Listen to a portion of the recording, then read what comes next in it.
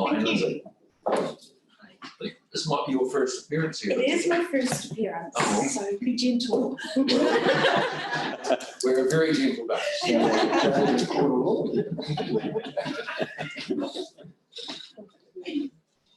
Good morning, everybody. Yes, please let me introduce Lindsay Philp. Lindsay is the Quality Assurance Lead here at the Council. She works across the Environmental Services Group and gives the building team a lot of much needed support. Whilst I get the privilege of introducing the topic, a lot of the hard work has come from Lindsay and also our subject matter expert, Leslie. So I will be handing over to Lindsay to talk to the specifics. But we're quite delighted to bring you this report. We did anticipate bringing this in March, but unfortunately with the COVID-19 events, it was more prudent to wait until we understood more about that and the impact on our community before then moving forward with this. So we feel like it's now the right time to discuss this and make sure that we have that consultation going out to our community. We are really pro our community having a voice, and whilst consultation and the key decisions being made here are council's decision, the outcome that the community is going to have from this is very much a ball that needs to be in the court and that they need the same. So I'll hand over to Lindsay to talk to the specifics of this report. Thank you. So I thought I would just start off with the basics again. And that's because MB like to use a lot of different terminologies, and sometimes it's hard to get your head around where this consultation will actually fit and why we're doing the consultation. So I selected this particular wording on what an earthquake-prone building is. I will read it out to you. So an earthquake-prone building are defined as one that would have its ultimate capacity exceeded in a moderate earthquake, and if the building were to collapse, would be likely to cause injury or death or damage to other property. And that can be a building in part or in whole. The legislation changed back in 2017, it was the 1st of July. And since then, the SDC staff have been out there identifying a number of earthquake-prone buildings. So we've already got that underway. Part of the changes that they made was to divide New Zealand into 3 seismic risk areas. And that is low, medium, and high. And you'll see on the little map that I've inserted on the SDC district that we're lucky enough to have all 3 seismic areas within our district. But what we are concentrating on today is the consultation on the medium area. So that's the area in yellow, and that's the areas that we are now currently looking at to roll this consultation out. One of the terminology or one of the type of buildings that we are looking for and identifying are priority buildings. Now, priority buildings are certain types of buildings within the high and medium seismic risk area. I don't know how to get rid of that little box. Okay, that's okay.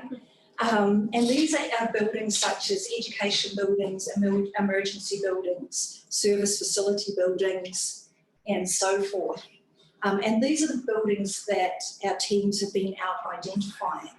But we also have to identify priority buildings that, go back. So we also have to identify buildings which they start off referring to them as corridor buildings, and then they start talking about thoroughfares. So that's where the change is. Now, corridor buildings are buildings that could, if they were to collapse in an earthquake, impede routes of strategic importance. And I just want to touch on that very briefly.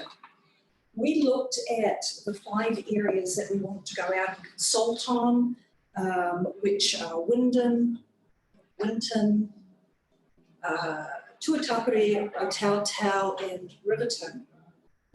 And so we went and had a look at those and said, would it be worthwhile us looking at those routes as well? After looking at the buildings and the way that they're placed and the alternative routes, we felt that it would just confuse the matter. Because there is, if we look at Winton, for example, Winton, their earthquake buildings are down one side of the road. So if they were to collapse, there's the other side plus there's alternative routes. So that we felt there was no need to go down that road. We had MB down in March and the team took them out to Winton in a number of areas and they agreed that that was probably the right way to go. The routes are really, the reason why they made them optional was because they're designed for cities. So large cities where there might be numerous buildings in a block on both sides and they may restrict or impede those routes. And often just in that situation, the buildings are very tall, obviously, and if they collapse, they're going to block the thoroughfare. And it's mainly for emergency vehicles and those types of things. You know, in that situation, you very quickly need to have your, you know, fire and ambulance being able to get access through those thoroughfares. So in those particular ones that we'll be looking at don't seem to fall into that category. So. Yeah.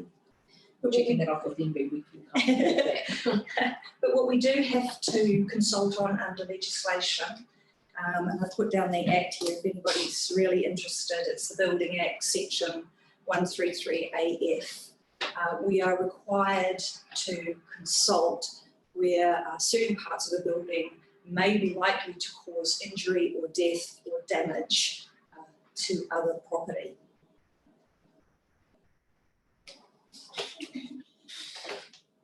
Before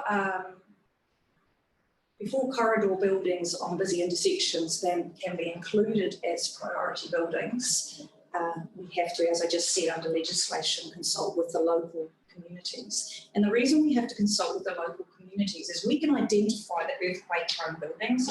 We have the categories, we have the exclusions, which is pages and pages and pages. So I'm not going to read them out to you today. But we don't know what they're doing with those buildings. We don't know how people are moving within that community. So we want the community to tell us. So we might identify that there is a bookshop on the main street and the building next door to that is an earthquake-prone building. And we go, well, that bookshop only has about 12 people in it each day, so there's not an issue. But what we don't know is if that bookshop 3 nights a week has a particular event and 100 people turn up on those nights and they're sheltering under the eaves of the building next door that is an earthquake-prone building. And so we need to look at these buildings, we need to understand how the communities are using these streets, where they're going, their thoroughfares, if you like, how they're getting to places within those communities. And that's why we have to go out to consultate, so that we can then look at that and make some decisions around whether or not it is a priority building. Priority buildings, we don't want to name them lightly because there are shorter time periods on rectifying those buildings if they are deemed to be priority buildings.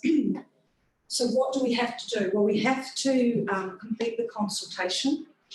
We have to collate all the information and we have to review it against MB's strict criteria. For those buildings that we feel may be priority buildings, we then have to get an engineer's report.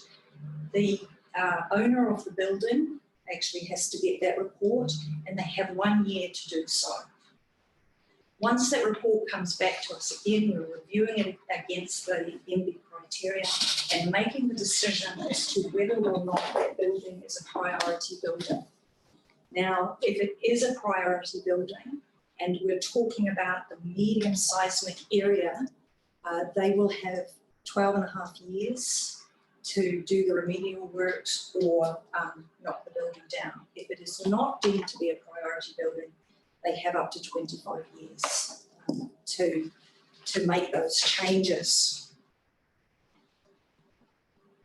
So if we work backwards to our July 2022 date, although it seems like a long way off, given the fact that the engineer reports they have up to a year to get those in, and that's assuming that they do go ahead and get those engineer reports to us and we're not chasing, we really don't have a lot of time. So our aim is to get the consultation underway this side of Christmas, the letters out after Christmas in early 2021, in a view to be able to do everything we need to do internally to identify those priority buildings prior to our deadline date for our medium seismic areas, which is July 2022. Any thoughts or questions on that? Okay, so any questions now? Yes. So Lindsay, the consultation, it would be circulated right across the district, not just to those communities. So those, so what we've done is we've identified the main streets as a whole. It's usually the main streets.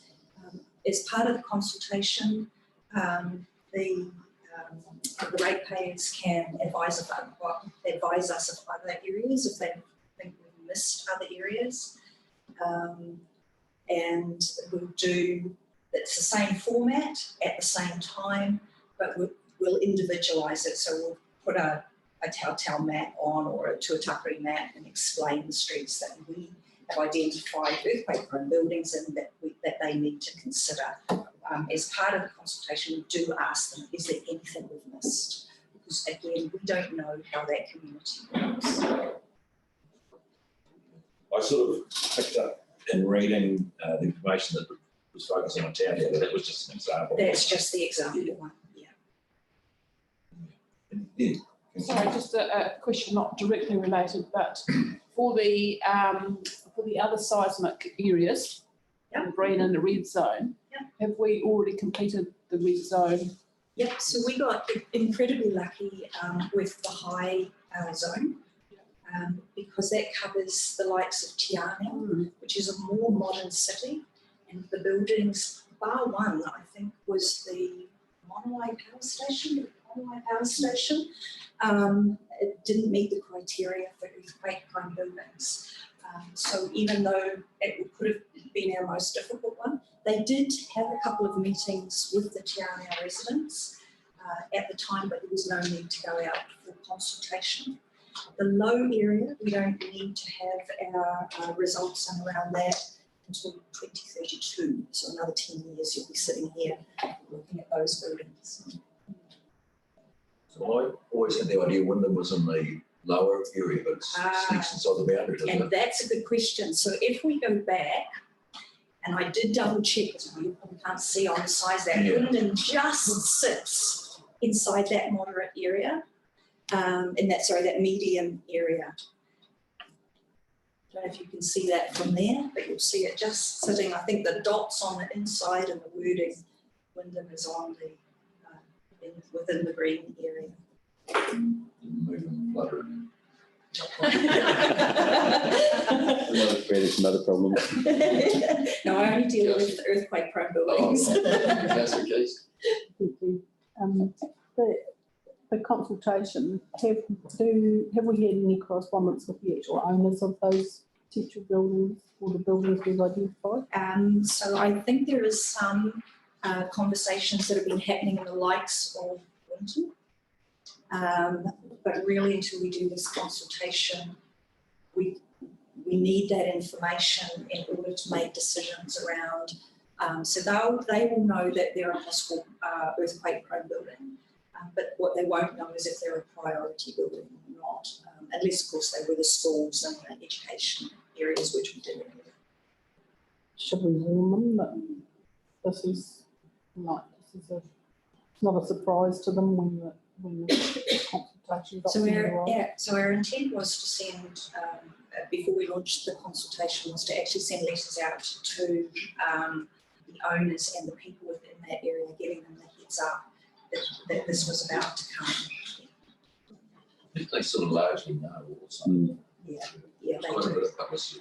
Yeah, it was highly publicised, and if you look at Southland, particularly around the unreinforced masonry, so that's all those pretty bits on the buildings and the verandas and stuff. That has That's been pretty highlighted for a considerable amount of time. Wyndham probably the most at risk buildings owned by the SDC, which is the old museum. So Yeah. that might be the case elsewhere. Other questions? No, mine was on a similar vein as Councillor Kearse, that we need to keep the owners. All right, I know, well, it's something we just have to face up to. And thank you for the very informative report. Thank you. If there's no further questions or any comments or any suggested amendments, would someone like to move the report we received? Yes, as it sits. Thank you, Councillor Menzies. Second, please. Councillor Kearse. All in favour, please say aye. Right. Thank you.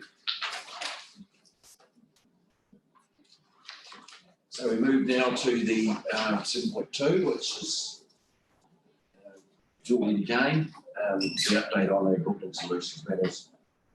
Good morning, everybody again. This report was written in March 2020. It was a really important update for you to be aware of.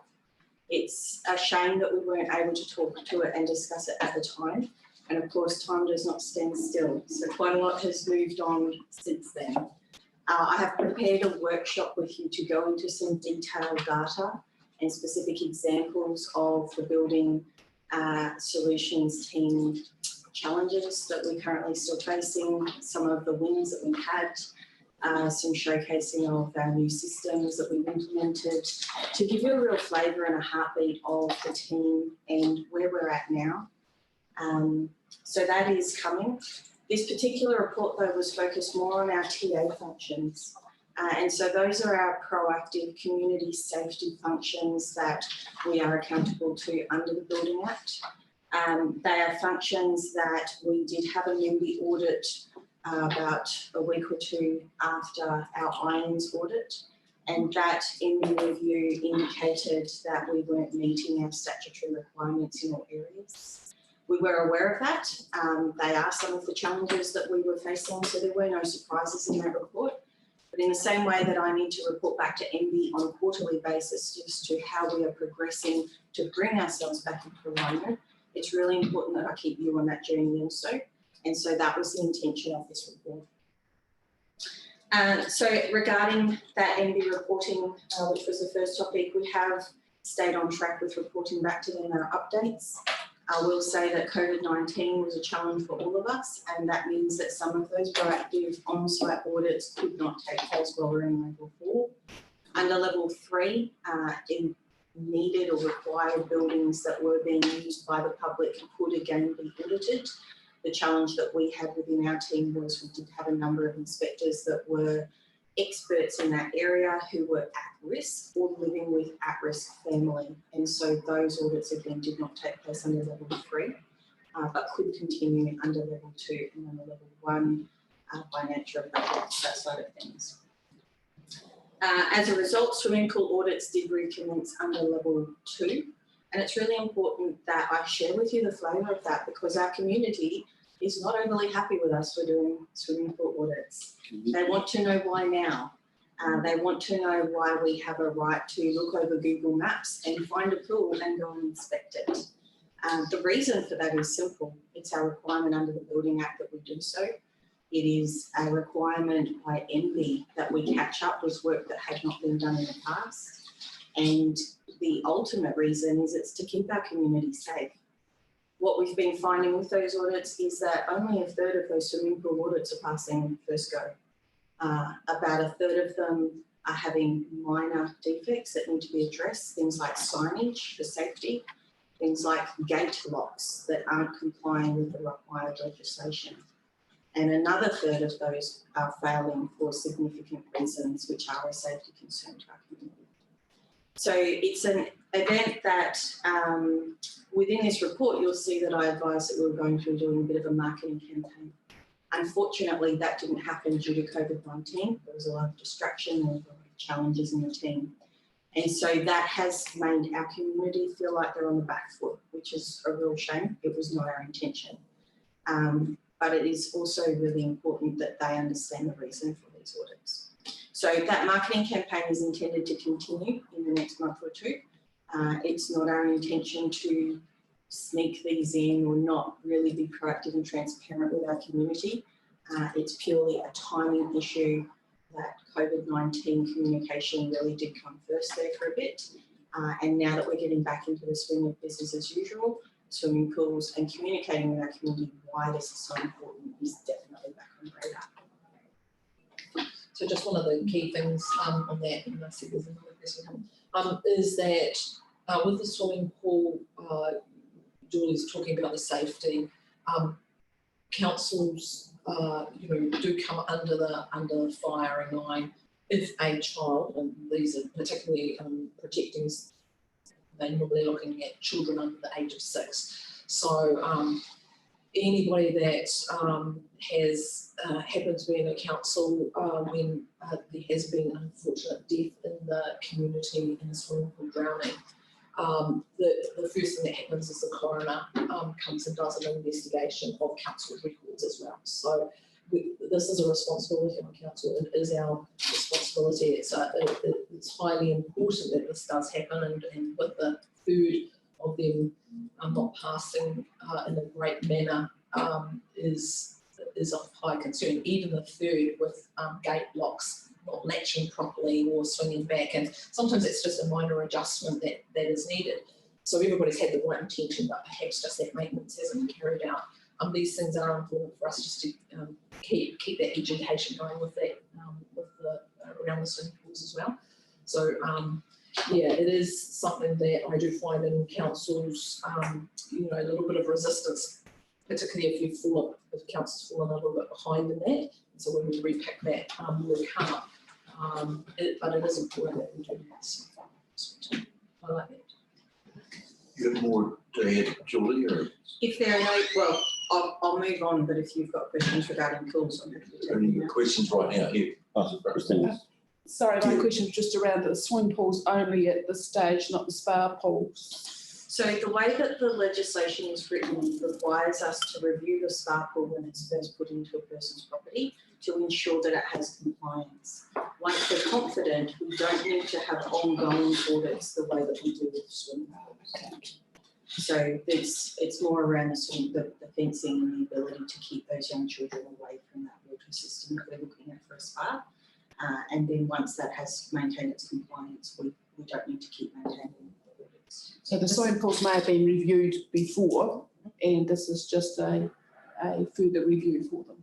Correct. Some pools have been. I will say though that there are a number that we didn't know about. So the way legislation is written, when you install a pool, you need to advise council that pool is now in operation and working.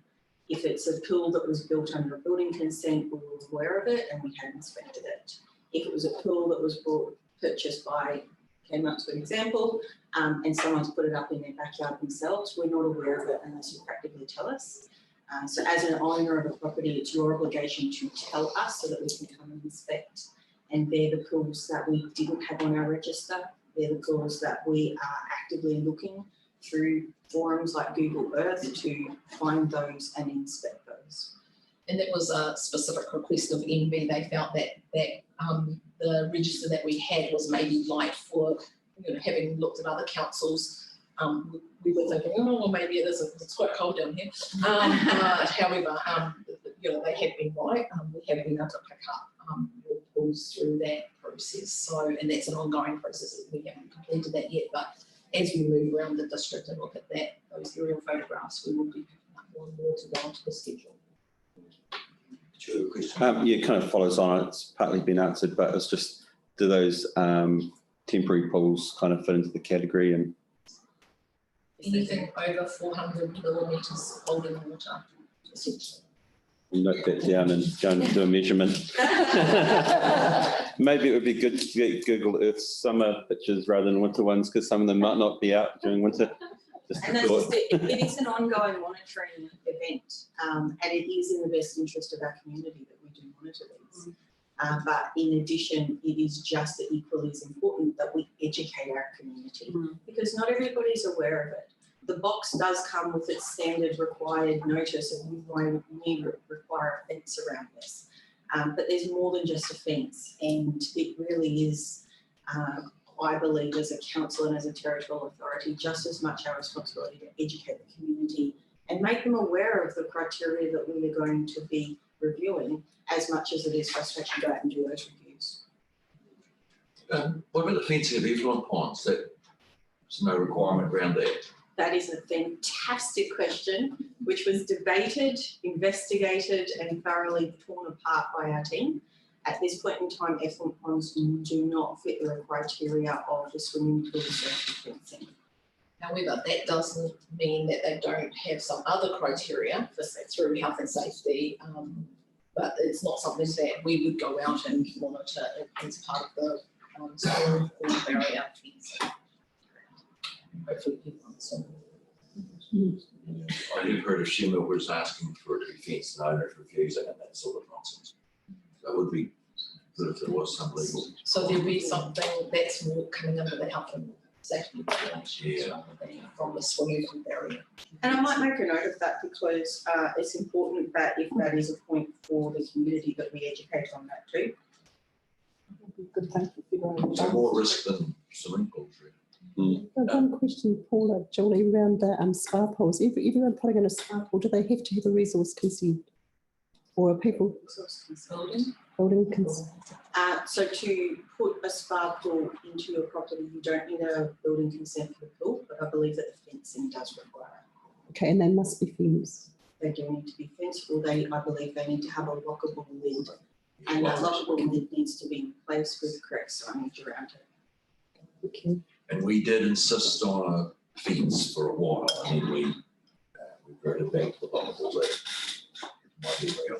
I mean, they were today. The legislation did change to allow for the lockable lids because what was Yes. happening is lots of people were just going through and doing exceptions with the lockable lids, and it had a lot of sense that if the lockable lids are there, then people can't go in. So If they're locked. if they're put in place, yes, that's again an education. Anything else? Is there more?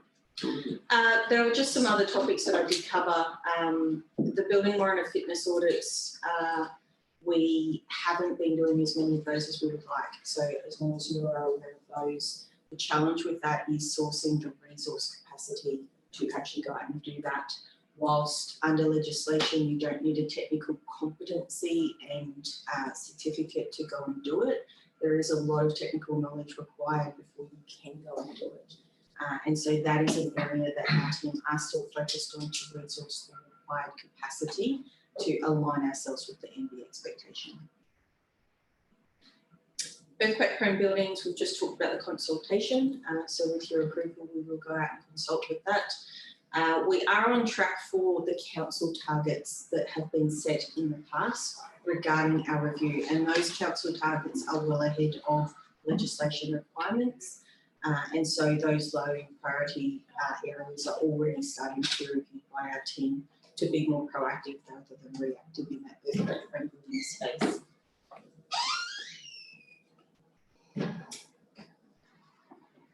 And then the rest of it is really around the processing side of things. So we did have an area in February post the floods where our team's processing compliance to timeframes did drop.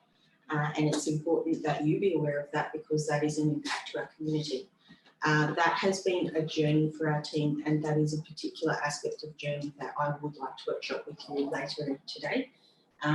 We are certainly improving our compliance as we go now, but we're not quite where we would like to be just yet. And finally, our electronic processing project, it did launch during May, during our COVID-19 isolation. We were able to ensure that we focused on the testing, the training and the release and delivery of that. It is a hugely important step for the team.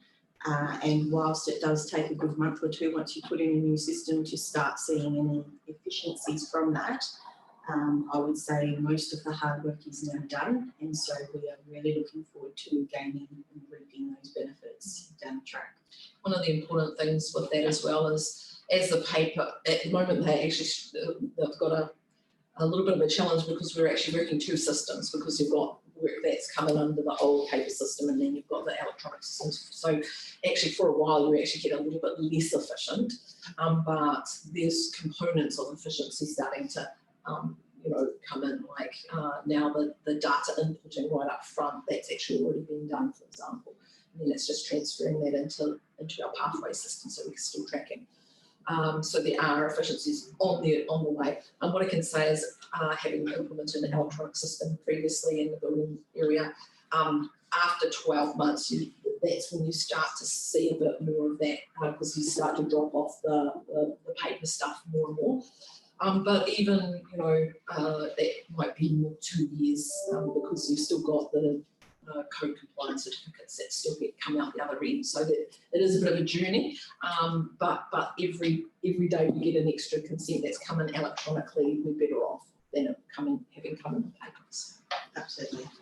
And during my workshop, I've got a few screenshots and information there to show you some of the tangible, practical benefits that we're seeing from the system, and also some of the challenges we're facing while we iron out the kinks of implementing the new system.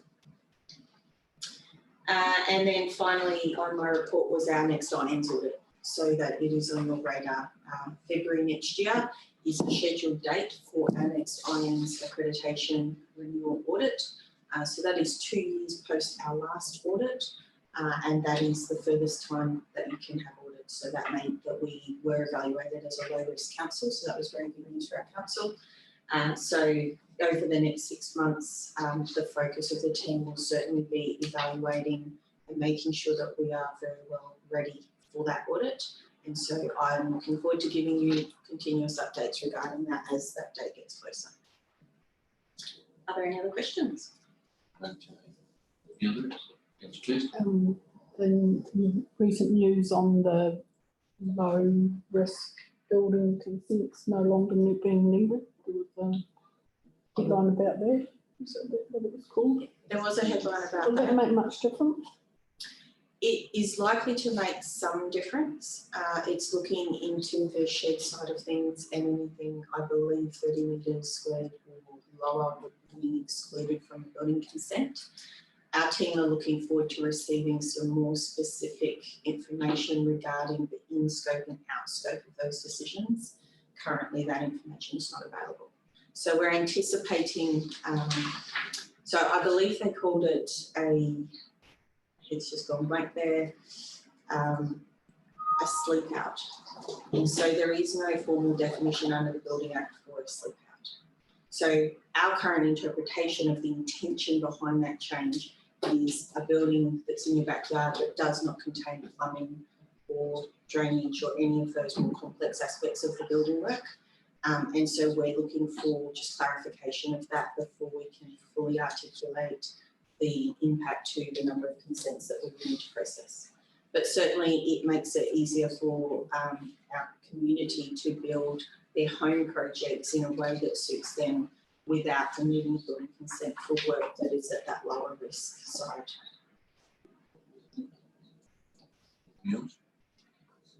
So the recruiting of, we're looking for 2 more staff, building inspector. Yes, we were, and I'm delighted to say that I've been able to find them. So I have 2 senior BCOs commencing during the month of June.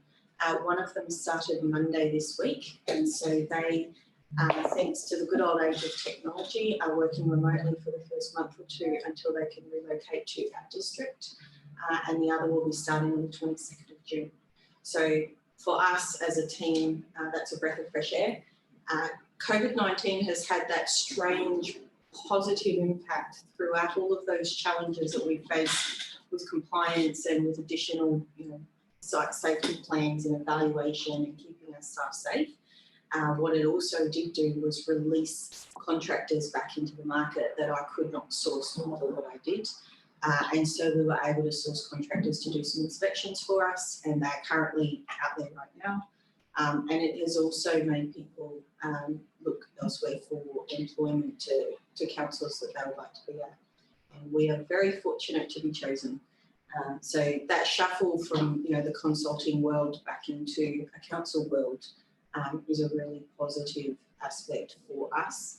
It's where I would like to see the intellectual property be. It gives us a real strength and an ability to deliver to our communities a really important service. Thank you for asking that question. I didn't think to give that update. Excellent.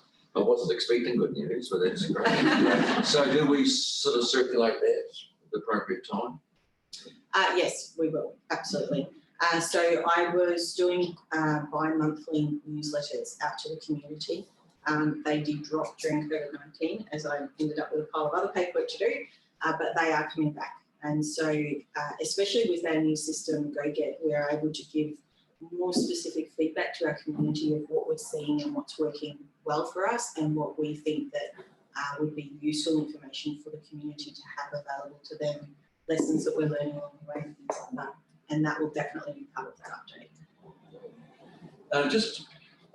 With the reporting of polls and so on, like I phoned up beginning in March and said that we just installed a smart book. I was just to leave a message type of thing with somebody, I can't remember who, but I'm just a bit concerned that people that do that, it's recorded in some way so that they're not sort of don't get an instant fine that they Yes. don't expect. Yes, so we do have a register that we maintain.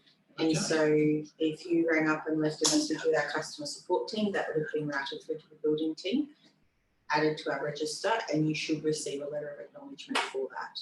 I will say that under COVID-19, it's possible that we did miss that one.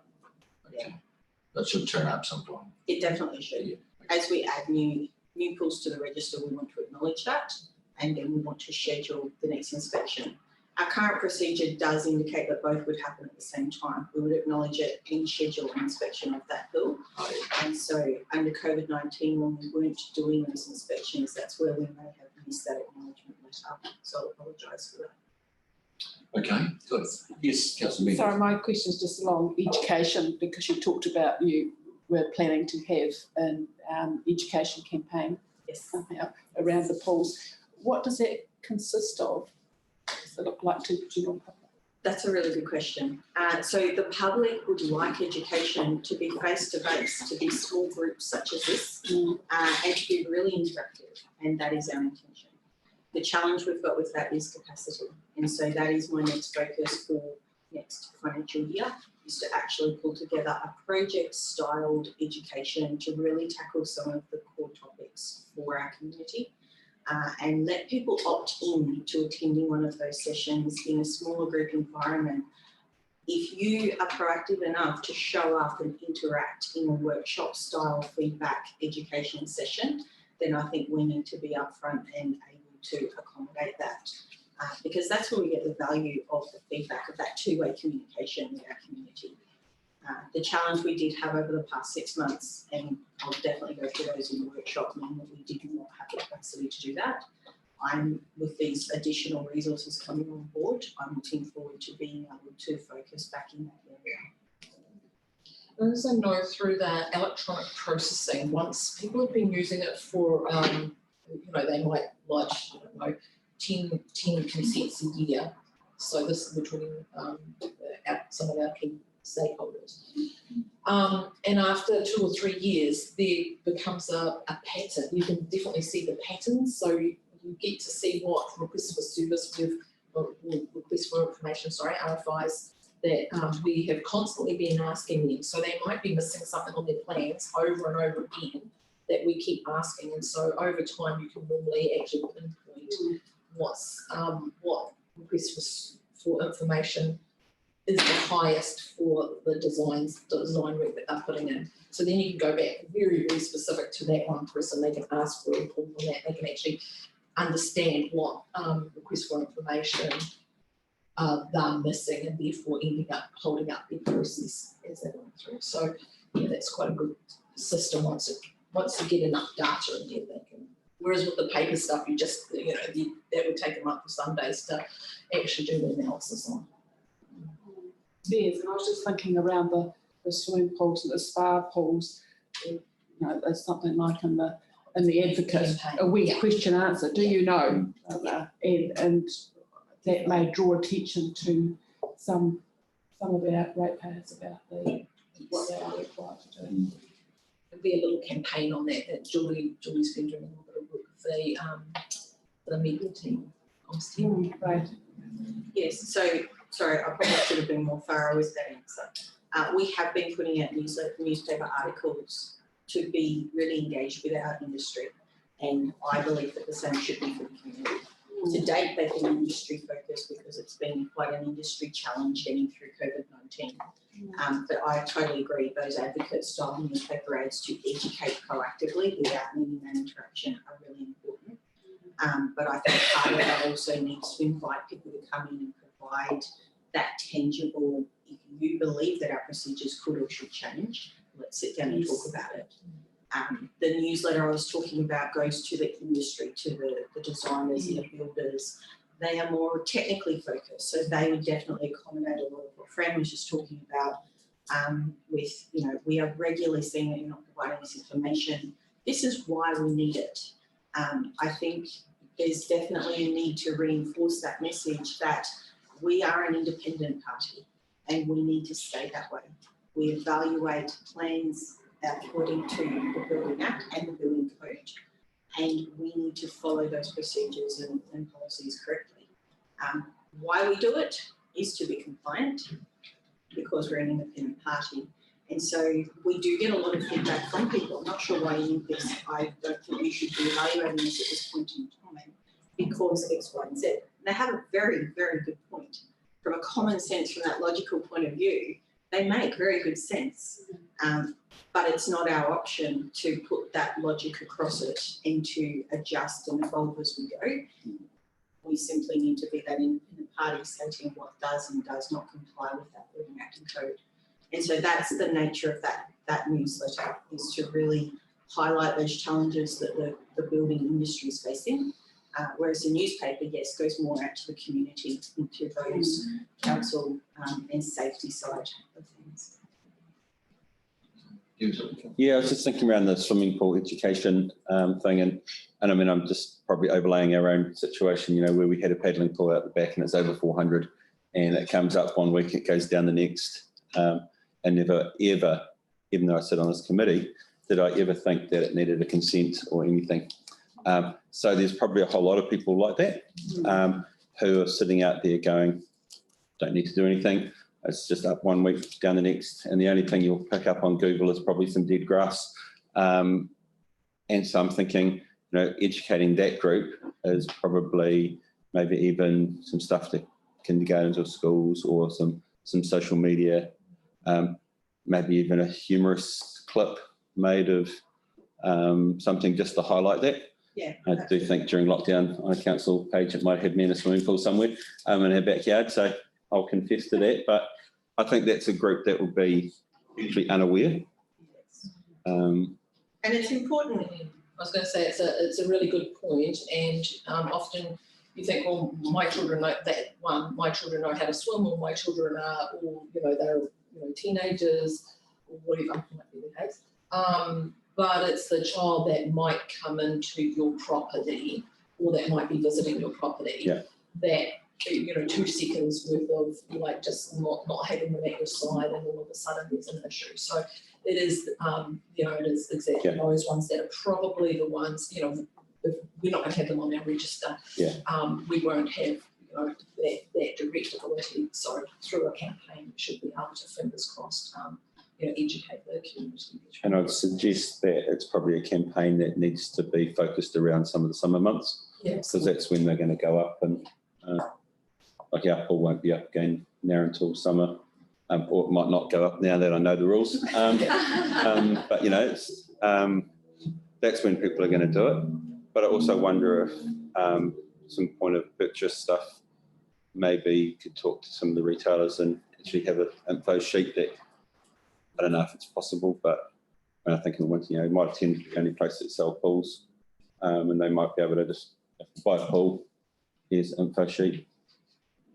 It's not just air rolls, is it? It's scrubbed in the country. Yes, absolutely correct. So the pool product itself is meant to have a statement on it that it exceeds that level of water containment and therefore does require compliance with the Pool Fencing and Safety Act. As far as the third party proactively advising that, I think the challenge with that is going to be their perception that they might get less sales if they tell people. But I agree that of that education campaign, there are alternative solutions under the pool safety code that allows people to have other options of how that pool fencing works. For example, if you've got a pool where the gate or a door needs to stay open for ventilation while the pool is in use, a person being present at the time that the pool is in use and while that door is open is an acceptable solution to pool fencing, because it's essentially a human barrier to a child accessing that pool inadvertently. So there are alternative solutions. They don't meet all of the criteria of every possible use of these tools, and they are all about the safety of the community. So I agree, letting people know what they can do that's permissible within that code and what they probably shouldn't stretch it to for the safety of children is really important. Especially when you don't have children yourself, because you won't be thinking along those lines, but nothing stops a child climbing the neighbourhood back fence, and therefore nothing stops them being away from children just because it's in a yard or a family's home that doesn't have children. My 3-year-old can climb a 2-metre fence and get over to the neighbours already, so fence ain't going to stop them. Yes. Okay. It would seem that it would be, there should be some pressure from a national level to actually require greater advocacy by the people selling the pools to actually highlight. Because they shouldn't see it as a like that they won't get the sale. They should see it as an opportunity to sell a fence as well. I agree. Because we don't read the instructions. Exactly. Yeah, it's providing those options that are available to them and letting them make an informed decision, rather than either not being aware or trying to slide under the radar, which some people do. And there'll be a number of people who don't actually read the instructions when they put the pools up. Oh, really? Yeah. You look at the picture and you can figure it out. So, it is a real issue. The same with water sport toys. People would come back for a warranty on water sport toys. I said, did you read the box? Did you read the speed you should be driving the boat? I would guarantee anyone here that's bought a water sport toy has not read the box. Yeah. So that is awareness, isn't it? It's how you educate people when they're really wrong. Anything else? Oh, in that case, thank you, Julie. And someone move, please, the items A, B, and C that we received the report. Councillor Menzies, Councillor Fraser. All in favour? We go over to page 29, where we've got 7.3, the council's response to the state of emergency.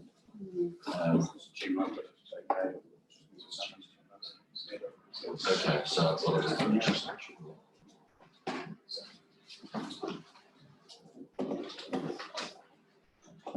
welcome, Marcus. Thanks very much. I thought I'd try and get Julie to stage for this state of emergency discussion. So thank you, Mr. Chair and Committee, for the opportunity to speak to this. This report was written in early March around the February floods. So we ended up in a situation where we haven't had a state of emergency in Southland for a number of years. We ended up with 2 in the space of 2 months. One was a flood, and there was a national state of emergency as well, which Southland was affected on from a regional level and need to help support. So this is primarily around the floods, but it has a lot of parallels with actually the COVID response at a regional level. So I just thought I would work through some of the issues and some of the issues in the report, but also you requested Judy to stage because her team was particularly impacted with the floods at our response level. So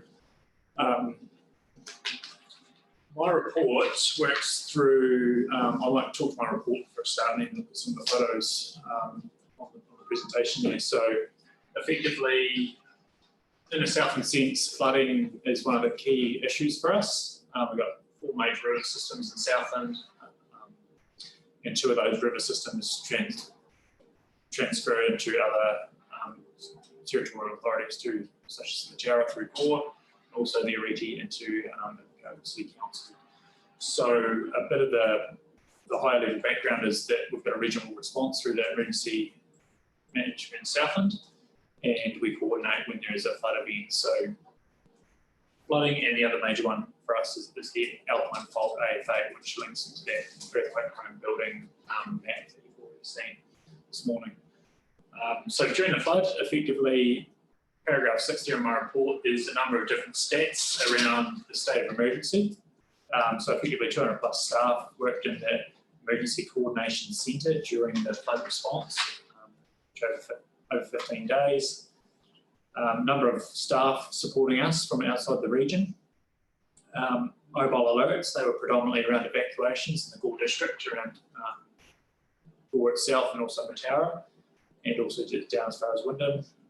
So massive evacuations through there. So 2,400 from Gore, 1,500 from Mataura, 500 plus from Wyndham, 200 plus people in transit were evacuated from roads and bits and pieces like that, and also a number from 600 plus evacuated from Melbourne Sound and surrounding areas. So those ones off the track systems and all over the region, effectively, as that impact flowed through.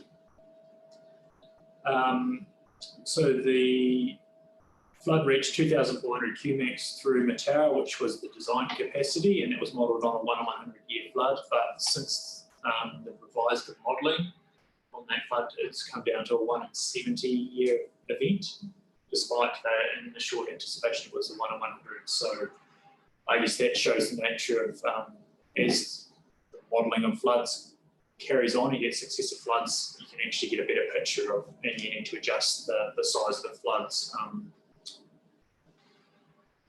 because you get a better data set. Effectively, the magnitude you thought was going to be is actually lower than predicted.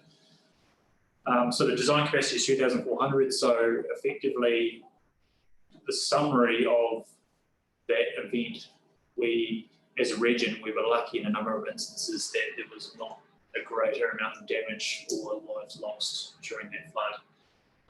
It started in Fiordland and then rolled over into the upper Mataura catchment, and was just very lucky in the fact that there was not lives lost in Milford or in the upper Mataura catchment further down, and it was only private property that was damaged. But it also shows that mitigation around hazards in the future is one of the key things that, as an organisation, we need to be thinking about, and it's part of the district plan, how it means from initial response, but there's actually a long-term reduction in risk that the council needs to be aware of, understanding with building consents and resource consents going through that process.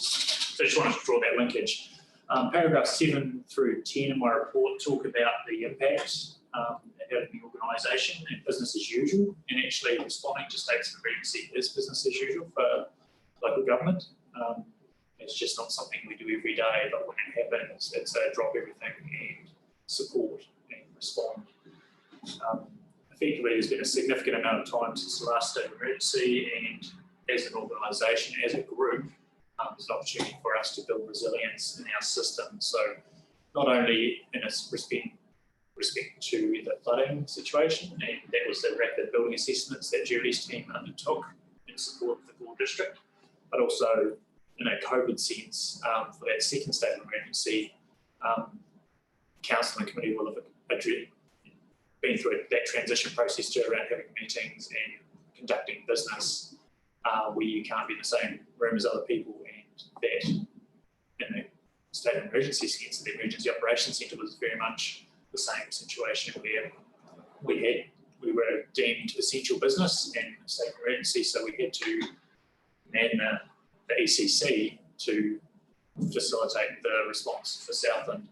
So we were having to social distance in a big bubble, but effectively with that pandemic response, it's quite a different space to be in a flood where we had 70 to 80 people in one big room at once, really charging with getting through the response to the flood. You've got to make quick decisions around evacuations and how you're going to manage and protect people's lives and property. But in the COVID state of emergency was a completely different state of affairs. So building resilience and setting ourselves up is one of the key priorities for the organisation. So I'm not sure if Julie wants to have a bit of a talk about the impact on the building team and the building nature. Absolutely. And I do have some of this in my workshop because there was quite a significant impact, and it does have a trail that it follows. So all of my team were activated during that that flooding event. If you weren't qualified to do a rapid inspection through our district or through the board district, who was a sister council who we did go and support, you were performing a welfare function and partnering with someone who could do a rapid inspection to go out and support the emotional side of it. The physical workload of that seems to be fairly face value. The water receded, you go in, you say it's safe, you say it's not safe. Within our district, we had 3 properties that we yellow carded, which means that they were not safe for somebody to live in until rectification work had been completed. And so on face value, it seems fairly straightforward, but there's actually quite a lot of work that goes in behind the scenes to create maps, to set up a grid style approach to reviewing our community and making sure that they have been reviewed and evaluated and are safe. There were roads that were broken that we had to traverse around, and then there were very distraught community members that we were talking with who were back in their properties and were seeing the devastation from those floods. We went out to the Gore district and we helped them with rapid assessments, and their impact from this flood was obviously more significant than Southland. Our flooded areas were not in an area that were necessarily habitable, although there were a number of walking tracks and huts that have been significantly impacted in our district, and that's now the period of cleanup work that we have ahead of us. Most of those huts you can't look to as an inspector in a daily job unless you want to go for a 3-day hike. And so we now need to coordinate the prioritisation and evaluation of the damage in our district out in Milford Sound, and how do we actually get that up and running again. A lot of those huts are owned by DOC, and they have been very proactive and very amazing in the way that they are managing and working through that. But some of them are private, and so we are now starting to align ourselves to those owners to do some evaluation of the damage and work with them on next steps of how they progress that through.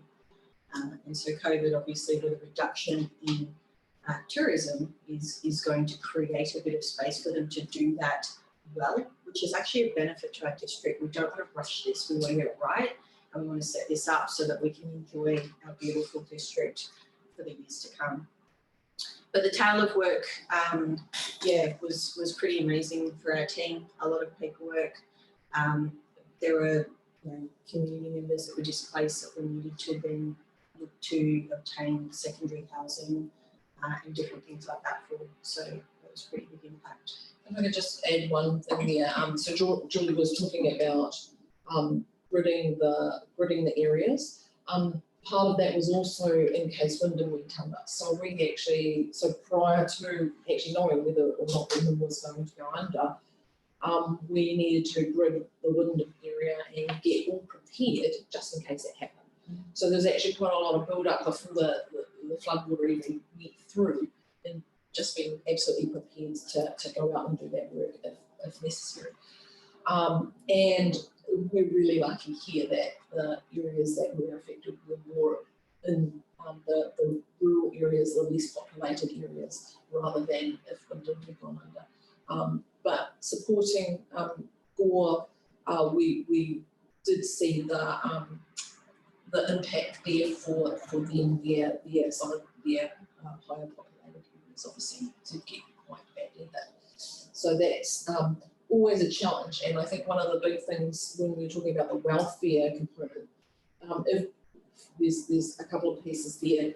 One is I don't think there were enough welfare people in the district really that were trained in that welfare aspect to be able to go out and support our team members when they're on the roads. We actually had to use our people that were actually necessary trained. So I think it's an area for council to be thinking about in that welfare space. Each building officer, when they go out and do a rapid inspection, should have a welfare person with them. particularly you come across a building that's had flood water through that, you know, they might have lost all their photos and, you know, there's emotional stuff that goes with that. And the building person still has to do the building component. And of course, there's a distraught family or a person there who has to have somebody else to be talking, you know, with and get that support and get all the right information and allow that building person to do that aspect. So I think possibly because there haven't been so many incidences prior to when the flooding happened, maybe we didn't realise the fact that we needed a few more people trained in that space. However, we did go out, we clamored together our own people to do the welfare side of things. So that was okay, we managed it. It would be nice in the future to have those people trained up fully in that welfare space. Just a couple of questions. Just around that, what's the role of the Welfare Advisory Group under that response to do what you are talking about? So when we take when we're doing the rapid inspections, obviously you do need that second person there to allow the building person to do their technical stuff and to concentrate on the technical component. So what the welfare person is doing, they're starting to say, well, here's the resources that you can access. This is available for you. Sometimes it's just this psychological, you know. But sorry, I was meaning that under the civil defence response, there's a welfare advisory group already set up. Do they not have a role to play? Yes, they do. And so if they have a role to play, was that role not sufficiently defined, or it needs to be re-looked at in order to be able to support in the way that you're talking about? Yeah, definitely. So it's part of the response of the Emergency Coordination Centre. One of the key functions is welfare. So that was supported by about 10 staff on a rolling shift for the whole response period. And even after the state of emergency was lifted, there's a transition period where basically the flood waters are all going down, the immediate risk to life and property is gone. But understanding that there's people's lives and businesses and bailage and all those sorts of things have an impact on people. So the welfare looks at emergency accommodations. If your house has been flooded out, that actually you need a motel to stay in until such time that you can get back in your house. Make sure your pets are located and, you know, that you can contact your family and you've got clothes and immediate welfare plus that psychological support. You know, whether there's money or you're losing a job or a business, there's that whole network and welfare sense that is coordinated during the state of emergency. And as that transitions out, effectively those people are transitioned into the general sort of welfare system with, through the state, through the government. Yes, so my question was that not working properly? There just wasn't, there weren't enough people. Yeah, and it's that piece of on the ground when you've got the building inspectors going out, checking 10 houses each per day.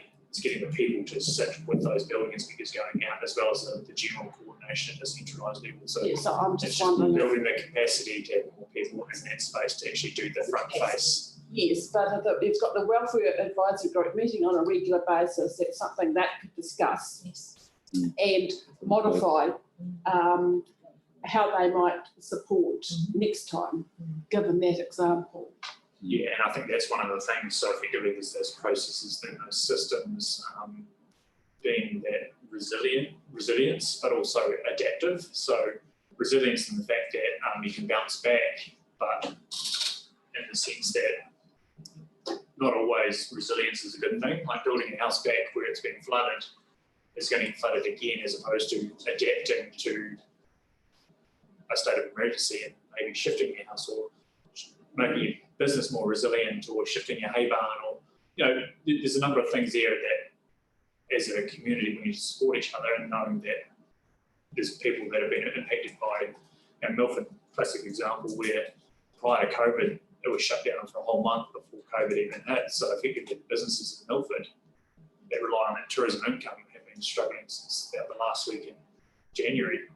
So at the flood, the road was shut for a number of months, or a number of weeks until they get the road open. They had about 2 weeks of business, and then the tourism tap shut down. So it's the welfare component is a massive beast, and particularly with COVID, that's going to have a tail on it for a number of years. And different levels, because I think what you're talking about is the immediate response, which the Welfare Advisory Group is set up to support, and they may need to relook at how they do that. Sorry, the second comment was I just around I may have this language wrong, 2,400 chemex per whatever, Yep. that's what the stock banks were built to manage. Yep. Is there an indication that through climate change, we need to manage for higher levels in the future, and that's what we'll have to factor in? Great question. So a cubic is a cubic metre of water, and it's per second. So 2,400 cubics, to give you an example, that's an Olympic-sized swimming pool per second travelling down that catchment, which is a lot of water. The photos probably don't even really do it justice in terms of what was flowing through Gore, where you've got a big wide floodplain above Gore, and it chokes up stock banks to get it through under the double bridges and then down, and then once it's past the high investment of infrastructure and houses and wastewater ponds, then it spreads out again. Same with Matara, it squeezes it up again to try and protect the assets, but those choke points are effectively a high risk.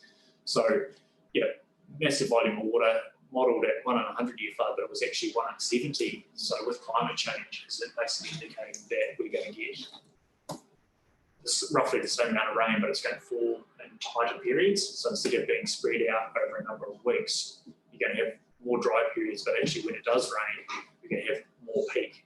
So you have the same volume of rain falling over a shorter period of time, and effectively the way the catchment works, if you deforest and clear vegetation, and that speeds up the runoff from the slopes, hits the bottom of the gully quicker, and then the river goes a lot faster too. So with that Matara catchment, we're a wee bit lucky in the fact that the Waikaia tributary was slightly ahead in terms of the peak than the main Matara.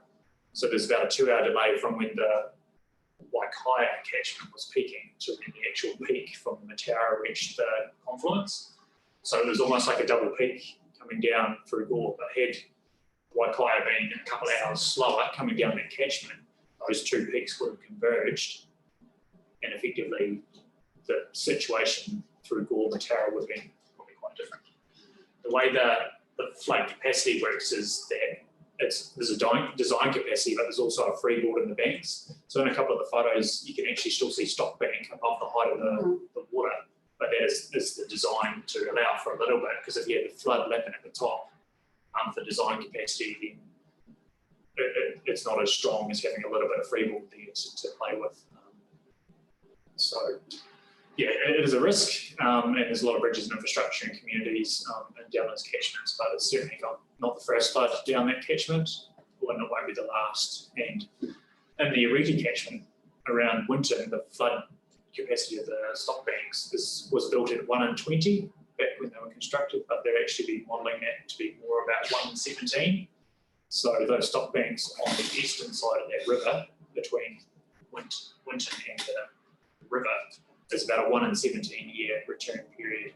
So the level of stock banks around that community is very low, but it just effectively, we've been left with the decisions from previous about that's a good place to build, and that's where we've got infrastructure and investment in our community, but it's a matter of when we get big floods that there's going to be impacts on those communities, and we need to set our communities up for resilience, plus also council business to be more resilient and more adaptive through processes, systematic systems, reliance on electronic systems, and also skill sets that we've obtained through these 2 states of emergency. We need to understand those and embed them where we can. So next time we get a state of emergency, we can pull the playbook out and go, okay, well, this is how we jump to it.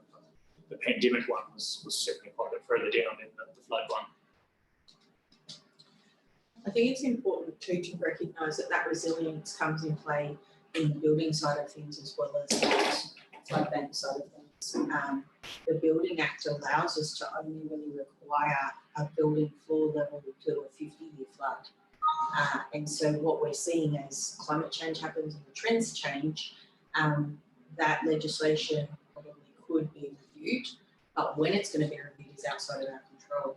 And so for us to go back into that education space to let people be aware that while we can't enforce it, it is in their best interest to probably go for more of a 100-year flood model with when they're building their buildings and looking at that floor height rather than the 50. And how do we enable that, and how do we create the information availability to them?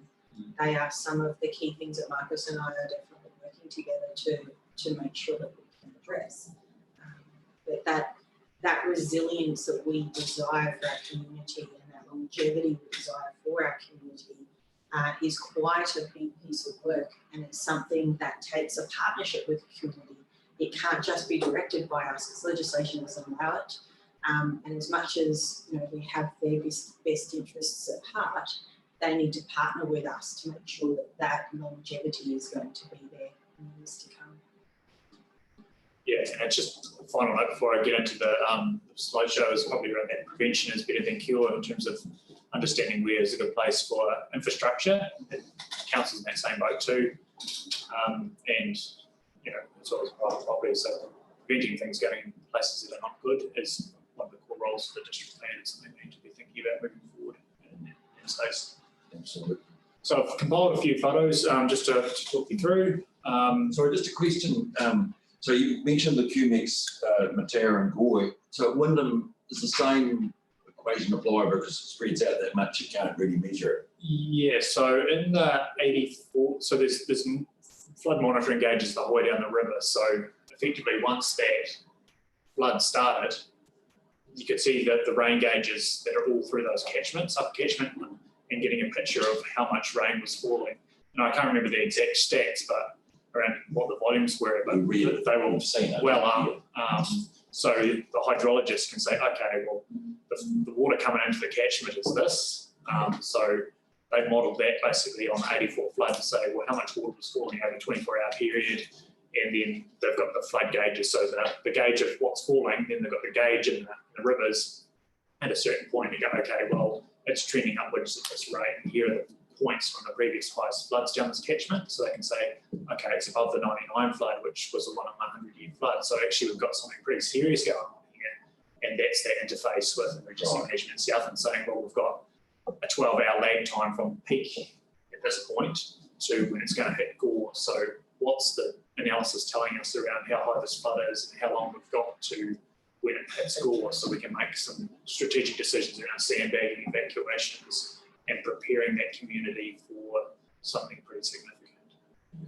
But do we know that QMX, the Wyndham Bank's designed for it compared to what the river had, or yeah, so it was apply with that wider plane around it? Yes, it was pretty consistent down through from Gore all the way to the coast. It didn't really build any bigger than 2,400. So in the 84 floods, there was a lot of water coming out of the Hokanuis, which meant that the flooding was actually worse through Matara and Wyndham because it continued to get bigger as it got further down catchment. But this one, the magnitude of the flood probably slowed down at Gore. It didn't get any bigger further down the catchment, which means that there was less influence from lower catchment. The rain had dumped at the top of the catchment as opposed to the whole of catchment, because you expect all the little wee rivers to continue building, but the flood peak flattened off so much that it was sort of a long peak as opposed to a short, sharp, getting bigger.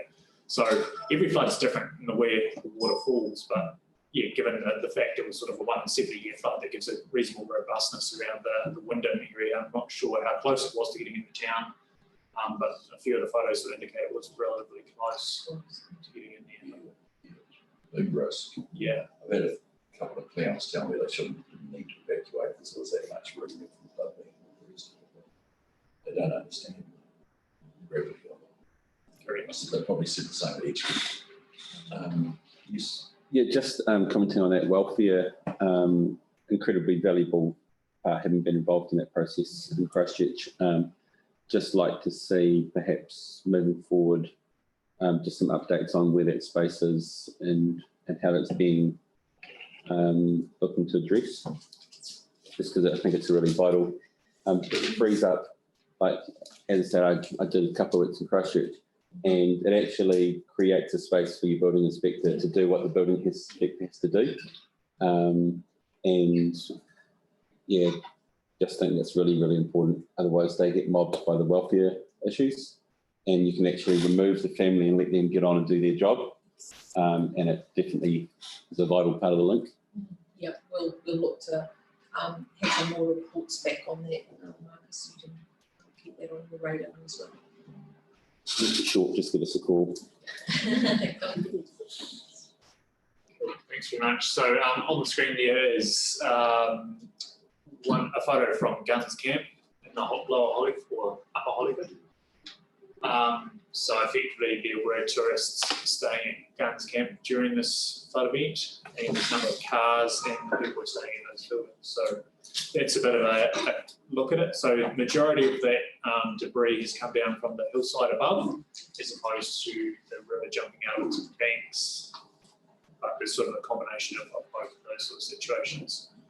Extremely lucky, there was no damage done. Lucky there was no loss of life at that time. Yeah, that's Lake Howden and Howden Hut on the root bearing track. There was, I think, 12 people staying in that hut that night when that came rolling down and onto the back of the hut. So again, another situation where it's probably very lucky that there wasn't more damage, loss of life in that incident. One of the community meetings in Te Anau, that was a community hub that everyone from Milford that was evacuated was initially triaged through there and set up for accommodation, and the vibe, and from that process, those tourists couldn't say enough about that situation and how well they were treated from that experience in terms of the support and reassurance around their belongings and their travel plans. But it's good to see that the people pull together in those sort of situations. So I think it's Councillor Kramer on the stage there talking to those people, and a number of the Te Anau Community Board were involved in that response. A couple of photos again from the flood. So the left one is the Hollyford, and that's the Hollyford Road. There's probably about a 250 metre section completely washed out in that photo. And that was only one portion of a number of different areas where there were slips and bridges. The approaches washed out on that road. I'm sure the council and committee probably had further discussions on what the situation is on that from the roading team. But it's just an indication of what was going on. And on the right-hand side there, that's the Mataura River and the Waikaka confluence in Gore. So the main state highway road bridge is the one on the upper screen, and the rail bridge is the one slightly lower down. And Onslow Street, or the street that got flooded, to a number of houses down the bottom end that got flooded, and are still going through that welfare building assessment process, so to speak. So it was just a bit of an understanding where you can see upper floodplain in the top of that photo, where it's quite wide and quite dispersed, and then chokes up through a narrow point to try and protect that infrastructure. And you can sort of see a wee bit of freeboard in that stock bank on the left-hand side of that photo. So that was about all I had in terms of the photos on that one. So yeah, just any questions on the photos or anything else that crops up? Oh, I could show you my photos from Te Rā, which was a really interesting experience to go down there, because speaking of biodiversity, there was a group already down there when we went to look and see what was going on. We were really looking for tourists, because we'd set up camp for the centre at Tokanui, and we were told there was lots of people still around, and so we went looking for them and only found empty cars, which was quite bizarre to see 15 cars at the top of the hill for no one's here. It was weird. But when we went down, this group was there, and there was one guy who had the spider on his head, and I said, oh, but, like on his head, it's in from him. But then when we walked down to where the water was going across the road, there was all these insects just crawling, spiders, bugs, like beetles and things, just escaping the water. It was, exactly. But let's get out of here. But part of this that is missing from this report is that Lower Fortrose was told to evacuate. And I feel it's really important that I keep saying it because it was missed. And my understanding was that it took a few days for them to be able to be officially told. They figured it out for themselves, but to be officially told they could go back in, which is a real drop off in service, so. Definitely. Yeah, acknowledge that. So yeah, that's probably just that dealing with those big communities up catchment and sort of breathing a sigh of relief. Because you're halfway through evacuating Gore when you actually say start evacuating Mataura, and then you're managing that and you're thinking, okay, well, Wyndham's next, let's start pushing the go button on that. And then meanwhile, you're trying to understand, well, up catchment Riversdale needs to be, what are the impacts on Riversdale, what are the modelling doing, what are the decisions we need to make, and how does that roll forward? But yeah, as it got further down through those couple of major decision-making points, that lower catchment is probably something that needs feedback and saying, well, actually, we need to make sure that we do not forget the tail end as it was starting to taper off and got through those critical points. And it was interesting because they were told, no, you've got to get out now. And the example was from the CAF, which they were serving food to people that were stranded. So, they knew that it was there. No, you've got to get out now. Well, can't we finish this? Because, high tide is not coming. Is the reason this will be an issue. And it's not coming for sort of 12 hours. So they were told, there was great rush about it. So it's probably the recording of it actually, that, so that it's not overlooked. I could appreciate there's a whole lot more people involved, but it's still just there. Thing of abiding by the rules, people have been told to go, so they should be told to go back. It was an interesting, we did find and a learning, I think, for SDC and for the Emergency Management Centre. It was around the rural areas and, not forgetting about the rural areas. So, so SDC actually had more impact around the rural communities than they did of the urban. So Wyndham thankfully didn't go under. But we did have issues. But a lot of the attention obviously ended up being with the Gore and other areas of the urban areas. There was, Fortrose did end up with the CAF did have some issues with the basement area, or the lower floor area. We did go through the building, I see Leslie in the back, he was out and about doing the reconnaissance work in and around that lower catchment area, the rural area. And it is just, I think it's a learning. We do need to make sure that we also keep an eye on those areas and do go into them. We actively went into those areas from the building side, even though there wasn't really that communication for us to do that from the centre, and that was mainly because I think they were working on some other aspects. So yeah, I think there is a learning for everybody from this, and hindsight is a great thing. But yeah, thankfully we got through that. And I suppose it really is just that I feel it needs to be reported in the reports so that it is actually acknowledged and not overlooked. It wasn't an issue that there's no petrol available in Edendale. There's no petrol between Mataura and Cargill. And for some reason they closed the one in Mataura at 6:30 that morning. And so you realise how many people are going to keep fuel in cars.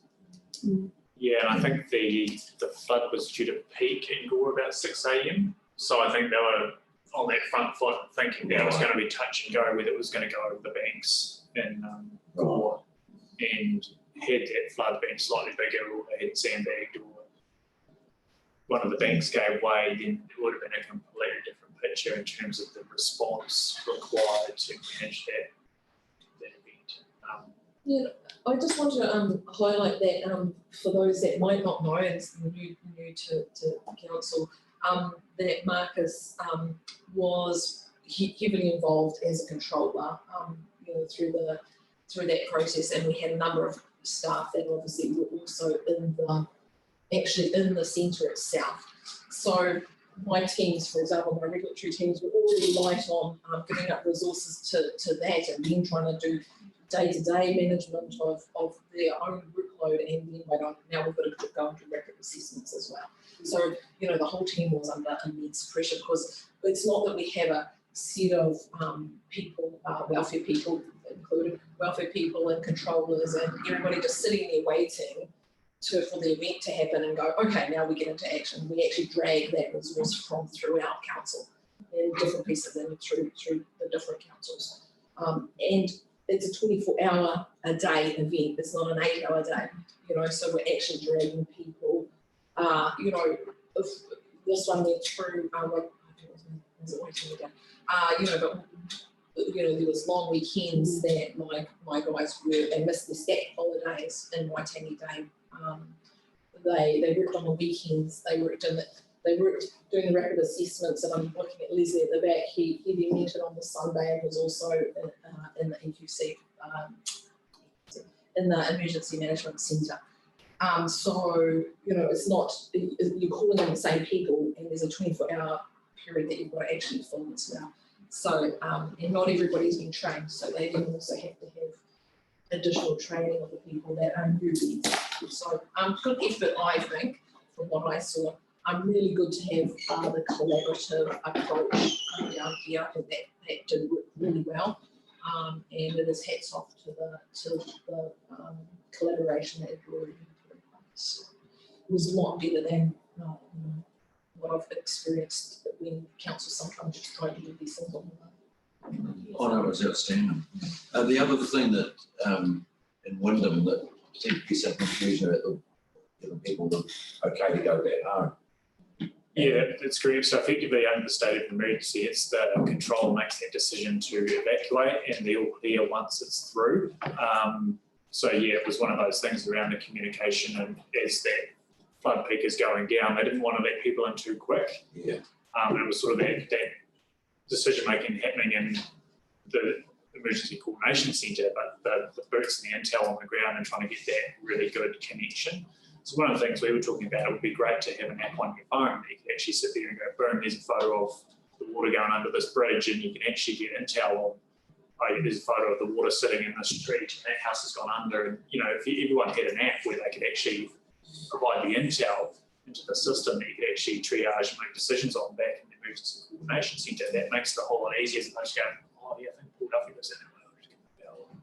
You know, get in the car and drive. And the inspection of the sewage to make sure it was. Oh yeah, the sewage system. And then, like from PM York's point of view, they were told, you know, to hang fire because this had to be done. Yeah. And next thing, through some other means, people got told they could go home. You know, just and then all over it. Or you say, oh, we might be able to get back in at 6 o'clock tonight. And as soon as you say that, everyone's moving in at 3 o'clock in the afternoon, sort of thing. So it's definitely one of those things where everyone's like, well, we missed that one, and let's crack on back to our house and back into business. But it's just trying not to get the okay too soon. But it's just that sort of one of those things where, had we not had a region-wide coordination centre on this, then effectively there would be a whole lot of heavy lifting from all of STC staff as opposed to a few STC staff, and having that coordination down that catchment with science and hydrologists, getting a really accurate picture of what the anticipated effects are and the magnitude of those effects, and we could actually make some pretty decent decisions, because it's, I think the decision to evacuate was made at about 2 in the morning to get it done by 6. So yeah, massive amount of hours pulled in terms of trying to get that coordination. You just keep going down. It's a sprint, even though it feels like a marathon at the time. But then you get a COVID come through, and it's a marathon as well. So completely different set of skill set in terms of the decision making and the ability to do things. And it's BAU in terms of what we're mandated to do, but it doesn't happen on a very frequent basis. We need to pick up those skill sets and develop relationships. Get a really cohesive team in a short space of time to make some pretty big decisions. Very good. I guess that was just my comment as well, and you mentioned it when you came in, Marcus, that it is business as usual. It's anything but business as usual, but there's an expectation that the council and others will respond. And, you know, over the years, the systems have been built up and are stronger, you know, as a result. And really appreciate your comments on on what has been learned through this, because it will strengthen in the future. But it's also acknowledgement that following this is a recovery within the council that has to happen, because all the business as usual stuff was put to the side, and it takes some time to work your way through that. And I just want to make a comment on the fact that during this you were completing an assessment. That might have been the third state of an emergency, was it? So you managed to do that as well, and the whole team just want to acknowledge the effort and putting aside all of that and the hours that was put in to make this work. And I think it's easy to sit from the back and see what was missed, and there will always be things that were missed, but to comment on the amazing effort that was undertaken at the time. Just Thanks very much. Yes. Very big effort. I mean, we come through it. Yeah. Region. Definitely. And the office there too, if anyone wants to go through and have a look at chat with Angus on a one-on-one basis, or even go through the emergency coordination centre as well and just sort of see how it was operating. And it was great to see Waitangi Field Days were on down there. Prime Minister Ardern was down during that time, and also came into the emergency coordination centre, which is great to have that such a big event for our community, being such a long period of time. So great to see that at a national level there was support from those teams that were coming out from our region. So yeah, great to see that support and the coordination of that. It shows that really does work quite well. Big event. And that's, I just want to touch on that really quickly. Marcus talked about, there's like a flying crew that they essentially come in, and they've got a lot of experience. They've done a lot of civil defence emergencies throughout New Zealand, and they almost like a flying squad that comes in and actually just helps in the state of emergency. Obviously, when you've got a nationwide one, everybody's probably looking like trying to deal from their own areas. So there's probably not that like in a COVID-19 situation, but when there's a particular issue, so welfare people, we could have probably called on a few more, but from outside of the region, it was just probably we needed them there and then, like at that moment, we probably weren't quite aware of how many we needed. So just a little bit of it. Yeah, that's great. Okay. Anything to add? That's all for me. Thanks very much. All right. Oh, well, thank you very much, and all credit to everybody. Would someone like to move to the recommendation, please? Thank you, Councillor Britton. Councillor Menzies. All in favour, please say aye. Carried. So we'll break from 1 to 2:30. Okay. And we come back for public school. Yes. Now, certainly.